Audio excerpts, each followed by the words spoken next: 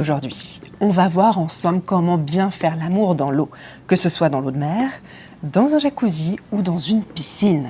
Ce que je vous propose de découvrir aujourd'hui, c'est l'exploration érotique dans l'eau, ce qui n'a rien à voir avec ce que vous verrez sur les autres chaînes, qui sont pas très créatives. Ici, on va inventer pour décupler la connexion que vous allez avoir avec votre partenaire dans cet élément un peu spécial qu'est l'eau, mais aussi pour vous permettre de vivre de nouvelles sensations. Et tout ça en toute sécurité. Et restez bien jusqu'à la fin de cette vidéo parce que je vous expliquerai comment utiliser l'eau pour décupler la connexion que vous avez avec votre partenaire si vous êtes en couple. Et notamment comment utiliser ce moment de connexion et de faire l'amour dans l'eau comme un renouveau pour votre couple. Pour faire repartir votre sexualité sur de nouvelles bases. On y va? C'est parti? La première chose qui me semble la plus importante à vous partager, c'est comment utiliser l'eau pour jouer. Faire que cette expérience, elle soit un jeu érotique en fait. Parce que vous n'êtes pas dans l'air là. Vous êtes dans l'eau.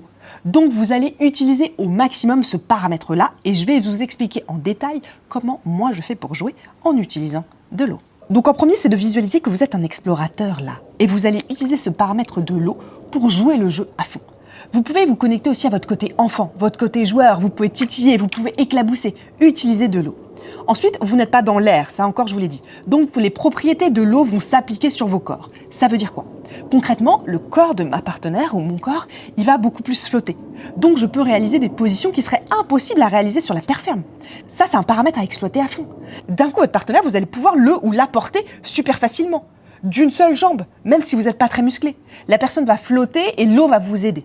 Vous pouvez utiliser aussi les rebords, que ce soit les rebords du jacuzzi, les rebords de la piscine, pour créer ces positions un peu marrantes qui utilisent l'eau et qui vont faire flotter vos corps ensemble. Ensuite, il y a plein de petits jeux qui peuvent se rajouter pour créer de la connexion, créer du jeu, surtout au début dans cette ambiance qui va être érotique, sensuelle et Par exemple, vous pouvez faire des caresses de vagues. Des caresses de vagues, c'est quoi? C'est dans le cas où vous êtes dans la mer. Vous allez vous positionner l'un en face de l'autre, immobile. Et vous allez laisser les vagues faire bouger vos corps. Un petit peu comme si vous étiez des algues, l'un en face de l'autre. Selon les vagues, parfois vous allez vous rapprocher et vous coller, ou parfois vous allez vous éloigner. Donc ça, c'est un petit jeu un peu marrant. On se regarde dans les yeux et on voit nos corps qui se touchent et qui bougent et qui ondulent déjà d'une façon sensuelle avec les mouvements de l'eau et les mouvements des vagues. Ça s'appelle des caresses de vagues. En tout cas, je l'ai baptisé comme ça. Attendez, j'ai oublié de vous parler de quelque chose qui est super important. J'ai envie de vous proposer un pacte d'explorateur. Moi, je vous crée des contenus 100% gratuits pour vous permettre d'avoir une vie intime ultra épanouie. Et ce que je vous demande en échange, c'est quoi? C'est de liker, de commenter et de vous abonner à la chaîne. J'aurai aucune façon de savoir si vous l'avez fait ou pas. Ce sera notre petit secret à tous les deux. Merci beaucoup. Allez, on continue. Ensuite, il y a une autre spécificité à l'eau, c'est quoi? C'est que quand je suis sous l'eau, je ne peux pas respirer. Je peux donc aller jouer sur des jeux de respiration et d'étreinte sous l'eau. Donc des moments où je vais être en apnée et des moments où je vais pouvoir respirer. Parce que ça, c'est ultra important pour créer aussi de la tension dans le corps.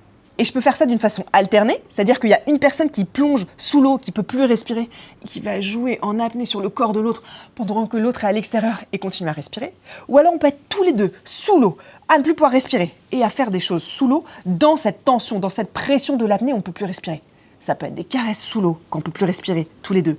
Ça peut être s'embrasser, ça peut être se toucher. Il y a plein de choses à faire dans cette tension qu'on peut créer sur le fait d'être en apnée sous l'eau. L'un ou l'autre, ou l'un avec l'autre. Ensuite, l'eau, elle a quoi? Elle a une certaine température.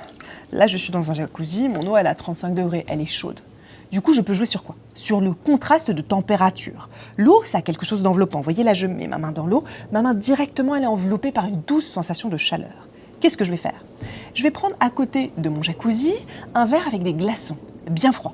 Et je vais aller jouer avec ma partenaire ou mon partenaire sur des contrastes de température. Ok, là t'as chaud, et en même temps je vais prendre et faire glisser des glaçons sur ton cou, à l'intérieur sur ton torse. Ça peut être le long du dos, ça peut être le long du bras. Ça peut être, je vais sortir une de tes jambes et je vais faire glisser le long de ta jambe un glaçon jusqu'à ton entrejambe et remonter vers tes parties génitales. Donc le jeu des contrastes de température, il est aussi très important à avoir. Parce qu'en fait, vous allez augmenter l'excitation ressentie. Et si on augmente l'excitation, on augmente l'expérience érotique qu'on est en train de vivre. Ensuite, l'eau, elle permet de flotter. Mais oui, l'eau, ça flotte. Vous allez utiliser ça aussi avec votre partenaire. Comment on fait ça? Vous allez faire flotter votre partenaire sur l'eau. Comme si la personne, vous savez, elle faisait la planche. Et bien, la personne, elle fait la planche, vous êtes en train de la toucher, mais vous allez la toucher d'une façon qui est très différente. Vous allez faire une planche érotique. La personne flotte et en même temps, j'ai mes mains. Je vais utiliser mes mains pour aller titiller, caresser, éventuellement mordiller, souffler sur des zones de son corps. Je peux même la toucher, même la masturber pendant que je lui fais faire la planche.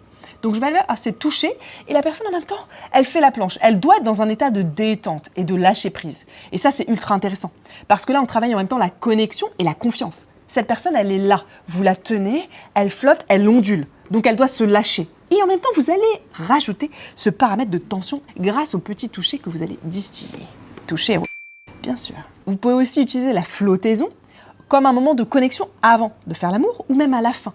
Dans ce cas, vous pouvez même vous tenir par la main tous les deux, regarder le ciel et flotter ensemble au gré des vagues. Juste avant de faire l'amour ou même après. Oula, ça se met en route. 2 secondes, je vais couper. Sinon, on va plus m'entendre. Les joies de tourner dans un jacuzzi. Je continue. Et du coup, ce moment où on a terminé de faire l'amour et on flotte juste en se tenant par la main, cet aftercare qu'on peut avoir après, en regardant le ciel et en étant connecté à deux, il peut aussi être très fort et continuer à décupler votre connexion. Ensuite, pour aller jouer, encore, qu'est-ce qu'on peut faire? On peut jouer sous l'eau, sous cet élément. Comment on va faire? Eh bien, comme je vous le disais, l'un des partenaires peut plonger en apnée et aller lécher. On peut lécher sous l'eau. Lécher, mordiller ou juste titiller le corps de l'autre personne en étant sous l'eau. Ça, vous pouvez l'utiliser. Vous avez votre bouche, mais vous avez aussi vos mains. Je plonge en apnée et mes mains, elles vont griffer, toucher, masser, tenir, stimuler le corps de l'eau quand moi je suis en apnée sous l'eau. Je peux aussi aller faire un baiser sous l'eau. Si vous n'avez pas essayé, vous pouvez vivre cette expérience qui est ultra étonnante. Alors ça ne va pas durer longtemps, bien sûr, mais d'être dans cet état, immergés tous les deux, de se regarder, si vous pouvez vous regarder, et en même temps de toucher et d'avoir nos lèvres et de s'embrasser avec la sensation de l'eau en même temps qui est là dans les bouches, c'est ultra intéressant. Donc testez aussi le baiser sous l'eau tous les deux. Ensuite, dans l'eau, il y a quelque chose qui fait des bonnes sensations, c'est quoi? C'est les cheveux. Si je fais flotter mes cheveux dans l'eau, ça va faire comme des algues. Et je peux utiliser l'eau pour faire flotter ces algues naturelles, mes cheveux, sur le corps de mon partenaire. Ça a quelque chose aussi de très érotique, de très sensuel. J'utilise mes cheveux qui vont être mouillés, qui flottent, comme des algues naturelles que je vais faire passer ensuite sur le corps de mon ou ma partenaire. Ensuite, surtout au début, peut-être que vous avez besoin de couper de votre quotidien. Comment on fait? Pensez aux paramètres jeu d'enfants. Les enfants sur la plage, ils font quoi? Ils sont en train de se courir après, de se poursuivre, de s'éclabousser. Jouez comme ça, mais avec une charge érotique. Vous poursuivez votre partenaire, vous l'enlacez fermement. Il ou elle sent votre corps qui commence à l'enlacer, à le prendre. On met de la tension dans ce jeu. Et on se poursuit, on joue comme des enfants. Ça, c'est génial pour commencer à dériver vers quelque chose qui peut être plus érotique. Si vous ne savez pas comment commencer et amorcer cette piste d'aller faire l'amour dans l'eau avec votre partenaire. Ensuite, quand on fait l'amour dans l'eau, dans un jacuzzi, dans une piscine, il y a quoi? Il y a des jets. Ça peut être des jets de nettoyage dans la piscine ou des jets de massage comme dans le jacuzzi. Eh bien, ces jets, vous allez pouvoir les détourner pour le plaisir d'un client. Utilisez ça comme le jet de la douche. On dirige ce jet vers l'entrejambe de sa partenaire ou vers son entrejambe. Et si on a la bonne distance, pas trop proche, pas trop loin, on va avoir des sensations de stimulation comme un jouet qui sont ultra agréables. Ce qui est incroyable, c'est que très peu de gens utilisent ce paramètre-là. Moi, par exemple, si j'ai une partenaire, je peux la mettre devant moi, donc elle va sentir que je l'enlace et je vais la rapprocher des jets. Je m'avance avec elle et je la mets vers les jets. Et je positionne mon bassin collé contre le sien pour bien la positionner. Et là, elle va commencer à avoir des sensations. Souvent, je vais voir l'étonnement sur son visage. Et là, je vais la faire basculer dans autre chose. Donc, n'hésitez pas à utiliser ça. Ensuite, quand on veut faire l'amour dans l'eau, qu'est-ce qui est important? C'est aussi d'avoir des techniques pratiques et de sécurité. Parce qu'encore une fois, on est dans l'eau, on n'est pas dans l'air. Donc, les mêmes règles ne s'appliquent pas. Notamment, l'eau n'est pas du tout un bon lubrifiant. L'eau, ça ne glisse pas bien. Donc, ça va diminuer les sensations de glisse et ça peut rendre ça moins agréable. En tout cas, moins fluide. Il faut le savoir à l'avance. C'est possible d'utiliser des lubrifiants en silicone qui sont résistants à l'eau. Mais le problème, c'est que si vous êtes dans un jacuzzi ou dans une piscine, vous allez devoir probablement changer l'eau. Et dans la mer, c'est pas forcément quelque chose qui est très naturel. Et il y a certaines pratiques, notamment le plaisir de la porte de derrière, qui ont vraiment besoin de lubrifiants. Donc dans ces cas-là, comment on fait? Eh bien tout simplement, on va faire l'amour sur les parties qui ont besoin de pénétration. Encore une fois, je rappelle qu'on peut faire l'amour totalement sans. Mais si là, vous avez envie d'utiliser cette option, vous allez le faire en alternant, en ayant des moments de pénétration qui sont sous l'eau, que vous allez limiter, mais aussi en ayant des moments où vous êtes hors de l'eau. Il suffit que je me lève un tout petit peu et je mets la partie de mon corps qui va être pénétrée hors de l'eau. Et ça permet de jouer comme ça plus longtemps, d'alterner sur les deux. Et vous pouvez aussi limiter le temps de pénétration sous l'eau pour limiter les irritations potentielles. Et le faire plus vers la fin si après vous avez la possibilité d'aller vous rincer, parce que ça c'est conseillé. Pourquoi en fait ça va être important aussi de se rincer? Parce que quand on va faire l'amour sous l'eau et qu'on va utiliser de la pénétration, il y a une partie d'eau qui va rentrer dans le vagin. Que ce soit de l'eau de mer, et l'eau de mer c'est irritant, même si c'est naturel, ou de l'eau de jacuzzi ou de l'eau de piscine, mais qui contient du chlore. Or, en temps normal, si la femme a un périnée normalement musclé, il n'y a que des infimes quantités d'eau qui rentrent dans son vagin, même quand je nage. Alors que là, on va faire entrer une grande quantité d'eau. Et cette eau, elle peut être irritante. Et d'ailleurs, si vous utilisez des préservatifs, pensez bien que c'est bien plus compliqué d'utiliser un préservatif dans l'eau. C'est moins adhérent. Il va falloir faire très attention dans la façon dont vous allez le positionner et vérifier qu'il reste en place. Ensuite, quand je vais jouer dans l'eau, que ce soit à la mer, que ce soit dans un jacuzzi ou une piscine, je vais vraiment aller travailler l'ambiance idéale que je vais créer. Je peux aller travailler une ambiance qui va être plus romantique, si c'est ça que j'ai envie d'insuffler, mais je peux aussi aller travailler une ambiance qui va être beaucoup plus héroïque et beaucoup plus sensuelle ou sexuelle. Donc en premier, quelle est votre intention là, en fonction de la personne avec qui vous allez faire l'amour? C'est plus romantique ou c'est plus stress? Ça, je vais l'intégrer dans l'environnement. Par exemple, au niveau des lumières. Si je fais ça en fin de journée ou la nuit, je mets des lumières tamisées, je peux mettre des petites bougies, il y a plein de bougies flottantes. Moi, la dernière fois, j'ai fait l'amour au bord d'un lac, j'avais dans mon sac des petites bougies LED flottantes avec une télécommande. J'ai installé ça, j'ai allumé. Mon partenaire, il a fait « Waouh !» Ça m'a pris 5 minutes d'emmener 4 bougies et d'appuyer sur ma télécommande. Et j'ai créé tout de suite une ambiance qui n'avait rien à voir. Et pourtant, on était en pleine nature, au bord d'un lac. Donc pensez à ces petits détails-là qui vont tout changer. La musique aussi, on a toujours la possibilité de mettre de la musique. Ça peut être une musique un peu plus romantique, mais ça peut être une musique un peu plus rythmée, même de l'électro. J'ai des playlists sur Spotify que vous pouvez aller voir sur faire l'amour en mode Cléopâtre ou en mode électro, qui peuvent vous accompagner si vous avez envie de quelque chose d'un peu plus dense. Ensuite, si vous allez jouer la nuit, utilisez ça. C'est le fameux bain de minuit. Le bain de minuit, il excite même les enfants. Il y a une raison. Il y a un côté interdit à être dans l'eau la nuit.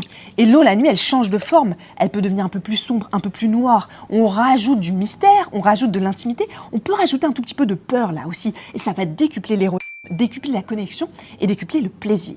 Vous allez aussi avoir souvent la lune qui va faire des reflets ultra intéressants sur l'eau, sur vos corps. Et là, directement, vous avez une ambiance qui est tamisée.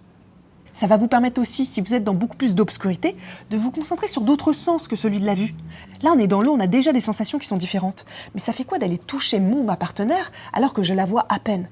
Je vais plus me concentrer sur le toucher de son corps, sur le goût peut-être de ce que je vais ressentir, sur aussi l'odorat, sur les autres sens que la vue. Et ça va être important et ça va créer encore une fois une expérience érotique qui est différente.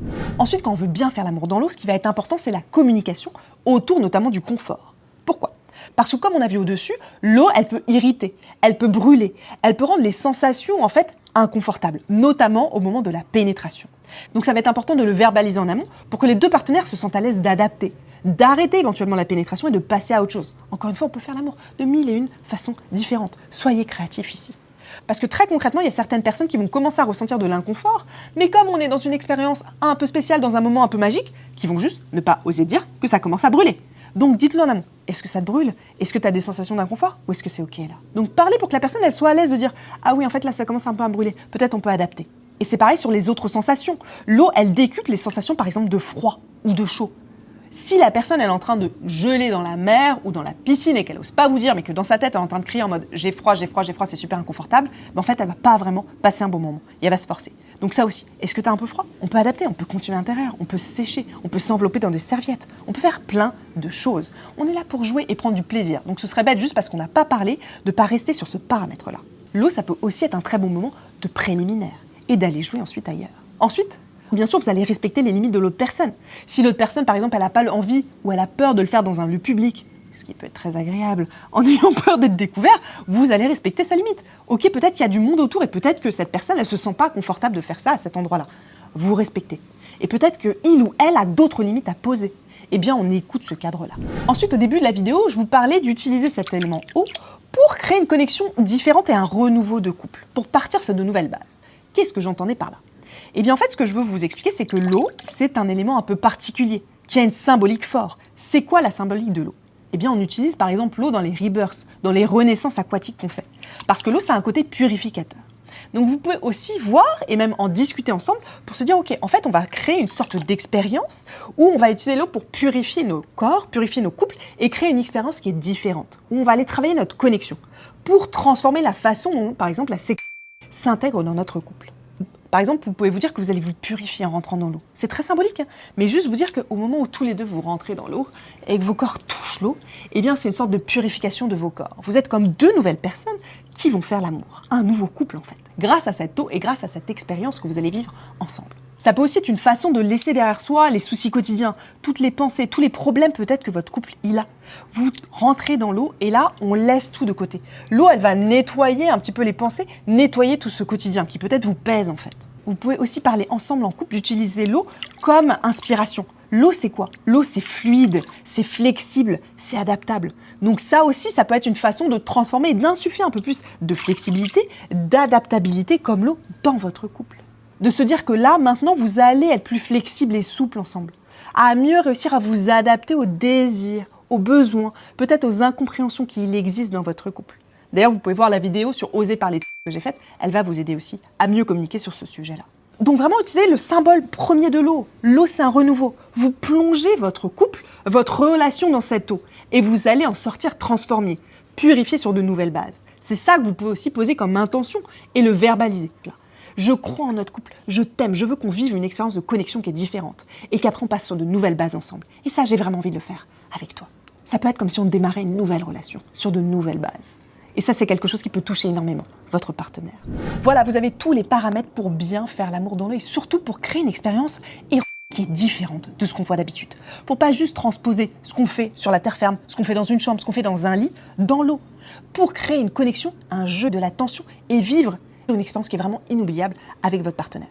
Et même d'aller plus loin si vous en avez envie et d'utiliser le renouveau de l'eau comme un renouveau de votre couple. Merci beaucoup tout le monde!